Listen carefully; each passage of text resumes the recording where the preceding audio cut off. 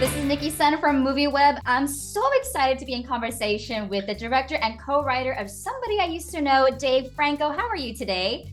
I'm doing well. How you doing? Fantastic. First of all, I love the film, and I had to ask Thank from a you. director's perspective, what were you most excited about going from a horror film to directing a romantic comedy? Yeah, it feels like a weird choice.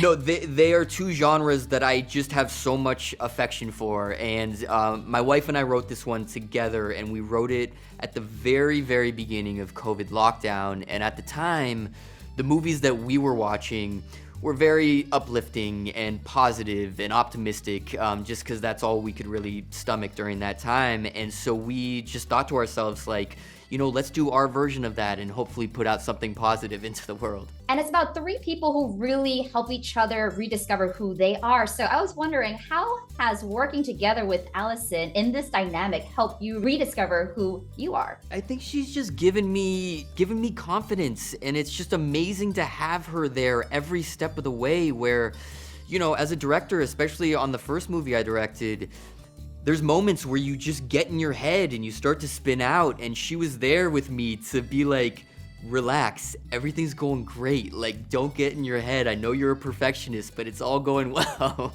And that was truly invaluable, and yeah, it just makes me honestly like feel just invincible in a way where I'm like, if I'm doing something with Alison, like, because we're doing it together and we have each other to lean on, like, worst case scenario, we're in it together, and like, yes, we'll comfort each other and it'll all be fine at the end of the day. I love that so much. And as you both co-wrote this film, what moments did you pull from your personal life and insert it into this film? There's a lot of moments from our personal lives. The bigger concept of the film is not taken from our lives. We did not have to crash a wedding in order to be together, but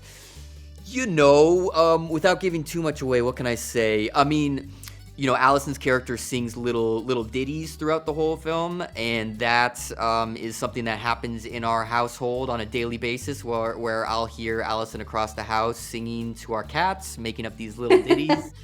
What else? Allison is streaking throughout the movie, and there's a lot I of read that there was some streaking tendencies in her college days. I might have to ask her about that. Yes, so she went to a progressive liberal arts school called Cal Arts, and there was actually a rule at the time that clothing was optional everywhere except the cafeteria, and so she just kind of ran with that, and literally, Literally. and figuratively, and would just kind of streak across campus to make her friends laugh. Oh my gosh.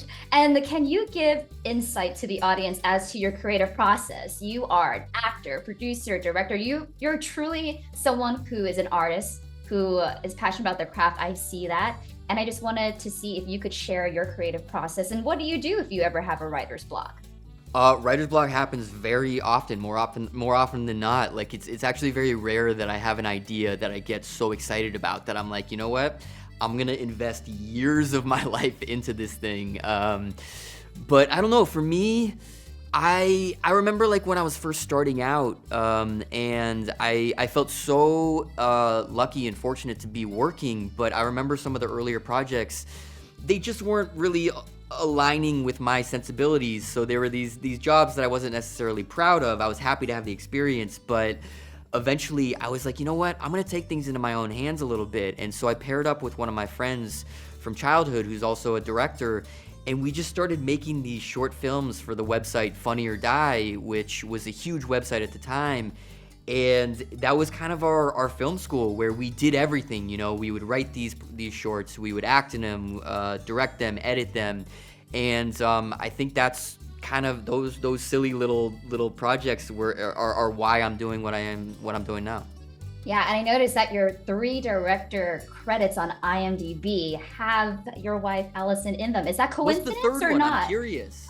It says you're Funny or Die. Oh, sure. Short. Okay. Yeah, but Allison is in all 3 of them. So is it coincidence or not? It is not a coincidence. I've always known what a great actress Allison is, but like since I've been in the position where I'm able to watch her intently for weeks and weeks at a time, I realized like she's one of the best. Truly, she makes my job so easy in that way. And we you know, if it was up to us, we'd continue to do this forever. I love that. I really found myself rooting for every single character in the film. It I'm happy to wasn't hear like, yeah, and the way that you did it, brilliant. And I especially love that you chose to make the third person in the love triangle also someone who is very lovable and likable. Can you Yes. speak to that almost female empowerment theme within the arc of a romantic comedy and why you chose to do that? Yeah, I think you're referring to Kiersey Clemens' character, Yes, brilliant. who's like the bride to be. I think the romantic comedy tropes for that character would be kind of the naive blushing bride, or kind of the shrew that everyone hates, and you want the groom to run as far away from her and as possible. But like, we decided to come in at it from a different angle where she's cool. She's a good time. You can't help but like her. And because of that, it makes Alison's character's journey much more complicated, because she's essentially there to break up this wedding, but now she like really likes the bride to be as well, and it just creates this really messy love triangle. And like, when you think about these movies that have love triangles, usually it's two people going after the same person. But in this one, it's all three of them kind of going all different directions. They all kind of like each other in different ways, which makes it like very messy, but hopefully unexpected and original. Absolutely.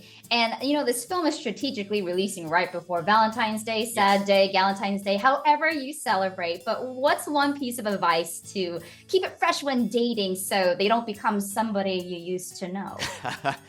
I haven't dated in a very long time. I've been with Alison for about 11 years now, so I don't know if I'm the person to come to for dating advice. But what would I say? I guess the thing that we did from the very beginning was there was no games. We both were just like, let's go for this. Let's be vulnerable. Let's be honest, and just kind of like tell each other how much we like each other, and not try to skirt around it and play these little games. And so, yeah, if you like someone, just go out on a limb, and it might not always work, but when it does, it's really refreshing and feels great. Amazing. And what is something from the past that you're still in love with?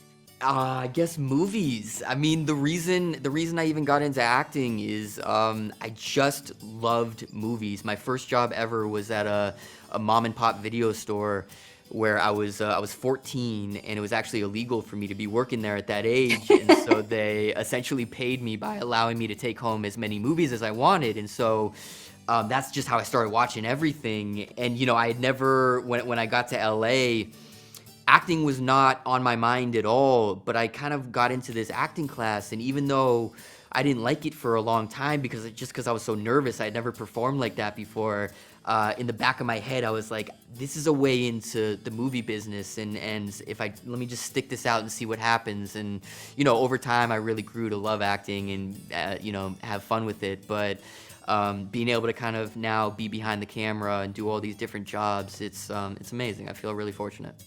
And you do an incredible job. And my last question is, you both released a pre-trailer to the trailer for Somebody I Used to Know in form of the voice recording Alison Drunk. I had to just ask, what do you think she was saying through all of that?